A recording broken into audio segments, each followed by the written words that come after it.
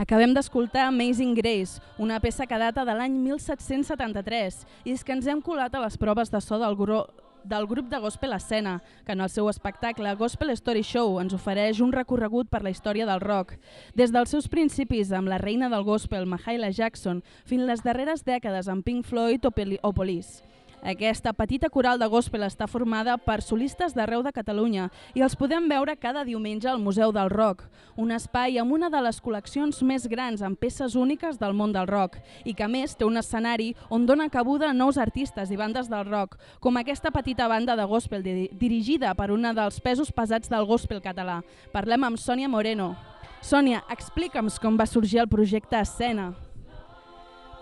Cap al juny-juliol, la persona que programa aquesta sala va decidir que volia fer gospel aquí.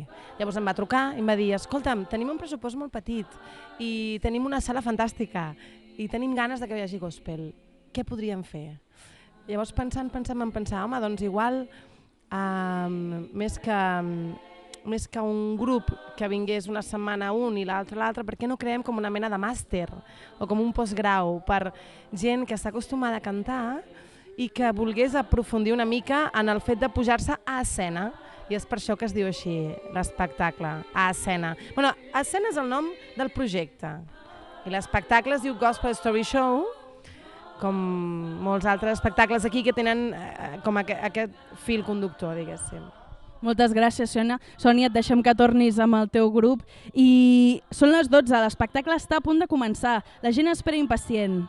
Hem escoltat Gospel Story Show.